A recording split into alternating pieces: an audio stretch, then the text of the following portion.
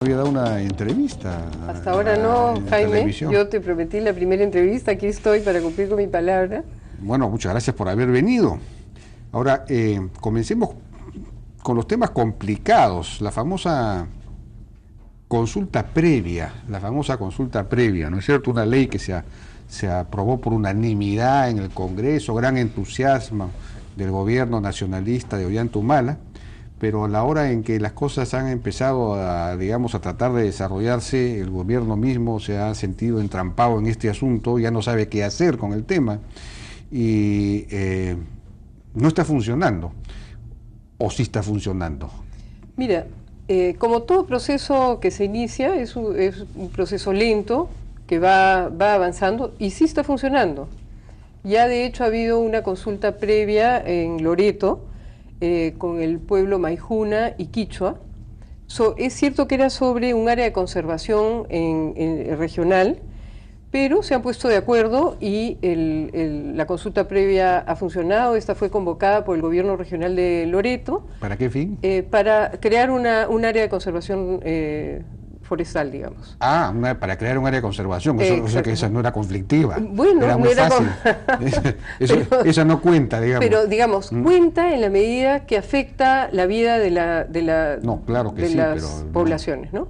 Y luego tenemos en cartera, digamos, ya una serie de consultas por venir, digamos. No se han iniciado propiamente, pero ya están pedidas, y hay un reglamento de ley de lenguas. Hay otras, sí, del lote 169 en Ucayali, hay una de la zona reservada también para Parque Nacional. En fin, tenemos varias ya en camino. Ya, pero también habían establecido que hubiese una para el lote 1AB, sí. Y esa era un poco extraña, porque en realidad en el lote 1AB hay actividad petrolera desde hace más de 40 años, entonces más que una consulta previa era una consulta posterior, por decirlo así. Lo que pasa es que aparentemente el lote en el que se venía trabajando fue ampliado, entonces allí es que se hace la consulta. Y se ha creado una mesa de trabajo para poder... pero no se ha iniciado esa consulta hoy. Se inició, pero no se quiso hacer la consulta a menos que se resolvieran algunas cuestiones previas que habían de pasivos ambientales de muchos años atrás. O sea que los indígenas o supuestos indígenas, porque ni siquiera se sabe si son indígenas, exigieron eso, que Exacto. Antes se resolvieron... Sí, entonces se ha creado el primer ministro creó una mesa de trabajo. O sea que hay una cuestión previa para la consulta previa. Así es, una consulta previa a la consulta previa, exactamente, eso es lo que hay. Ah, y eso se está... Están trabajándolo, y eso lo está trabajando la unidad de conflictos que tiene la PCM, ¿no? Ahora, el problema, digamos, la consulta previa es vista por algunos como una oportunidad más bien para facilitar el diálogo, facilitar las condiciones para la inversión, pero esto requeriría, en la medida en que tiene que realizarles el Estado, una capacidad ejecutiva del Estado para llevar a cabo estas consultas previas, y sabemos que nuestro Estado no tiene ninguna capacidad en general, digamos, ¿no? Con algunas excepciones. Entonces, ¿cómo se va a afrontar este problema? Mira, en realidad sí hay una capacidad ejecutiva.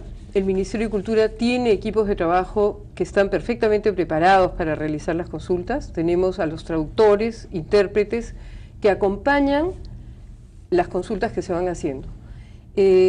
Generalmente quien hace la consulta previa es la entidad consultante. Claro. En el caso de minería, por ejemplo, que tienen pues equipos súper experimentados, Jaime, de muchos años atrás, porque si bien no se hacía consulta previa antes, sí se trabajaba fomentando, digamos, en la población la inversión que se iba a hacer.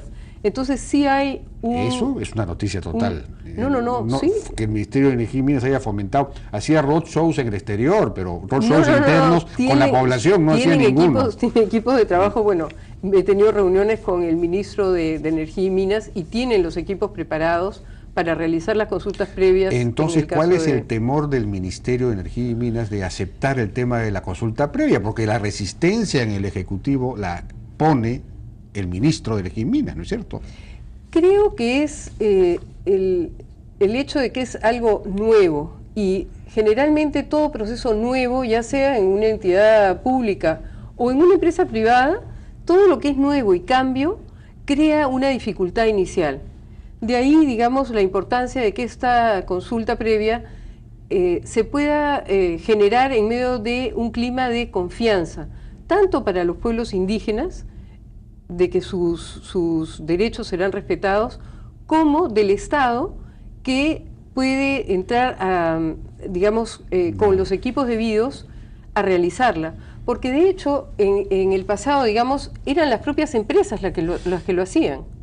Bueno, no, las empresas siguen haciendo los estudios de impacto ambiental, que son mucho más exigentes en realidad que una consulta previa, porque suponen talleres, 3 talleres con cada comunidad, con todos, son asambleas griegas, digamos, ágoras griegas. En cambio la consulta previa es con los dirigentes, es una cosa light.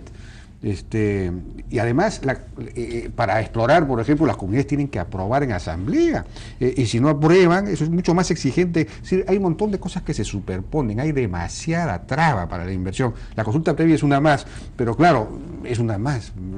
Pero digamos, se explica a la población muy a profundidad de qué se va a tratar la inversión, de qué manera la comunidad se va a beneficiar de esa inversión. Pero no se ha hecho pues hasta ahora. Bueno, pero ya digamos, tenemos que comenzar, estamos comenzando. Bueno, hay que tener fe en que esto va a funcionar. Hay que tener fe, pero no sé cómo será esa fe dentro del Consejo de Ministros, porque el trauma ha sido tal en el gobierno que hasta ahora no hay viceministro de interculturalidad en el ministerio, en tu ministerio, ¿no? Porque renuncian a raíz de este problema, porque el gobierno no acepta la llamada base de datos, es decir, la lista de comunidades, por ejemplo, que tendrían que ser consultadas, lo cual establecerla a priori también a mi juicio es un problema, pero en fin, eso es un tema. Eso es, digamos, hay una viceministro encargada en ese momento, Patricia Balbuena, es estupenda, es muy buena, y ya tengo la resolución presentada para que se le nombre. Ya, ella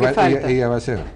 Pero ella viene, del viceministerio. No, digamos, sí, pero de otra área, ¿no? Yo la encontré ya ahí y me parece que es una joven abogada muy capaz, que conoce muy a profundidad el tema indígena y estamos perfectamente sintonizadas para el trabajo que vamos a hacer, ¿no? Eso por un lado. Luego, no es tan cierto que el ministro de Energía y Minas no quiera la consulta previa. Tiene temor porque tiene miedo de que se le caiga la inversión. Pero este es como el certificado social que si comienza a ir bien, todo va a ir bien. Yo creo que es algo muy bueno para el Perú que se pueda garantizar a los pueblos indígenas, digamos, informarles de todo aquello que se va a llevar a cabo en sus regiones, ¿no? Porque va a afectar sus vidas. Pero por lo visto el ministro de Energía y Minas no sé si no tiene la confianza en sí mismo como para convencer a las comunidades, porque eso es lo que tiene que hacer con sus equipos, ir y convencer, lo que decías tú misma antes, que ya tiene los equipos para hacerlo, pero por lo visto ya tenemos una relación de consultas a las que vamos a ir prontamente, antes de fin de año, sí. ¿En relación a proyectos mineros? Uno con... ¿O petroleros? Uno petrolero, Perú Petro. Minero no tenemos todavía ningún pedido. Todos los que tenemos son petroleros con Perú Petro. Bueno, el tema de Perú Petro, ¿en qué lote? ¿En cuál? 169, en Ucayali. En Ucayali, sí. Ya. No, eso está en cartera. Perú Petro no tiene... Perú Petro es la que va a hacer la consulta previa, pero no sabemos, es una inversión de alguna empresa que no sabemos cuál es. Pero es Perú Petro la encargada de hacer desde el Estado la consulta previa, ¿no? En cuanto a la lista de poblaciones, han estado publicadas hace más de un año. Esos son todas las lenguas indígenas de los pueblos originarios, originarios, son como 50, pero digamos... Y la base de datos es una base de datos que siempre será perfectible, siempre será, se podrá mejorar, porque es muy difícil decidir a priori, sin tener un catastro, porque el Perú no lo tiene, dónde están ubicadas las comunidades indígenas. Entonces, es algo que se tiene que ir construyendo, es algo que recién empieza.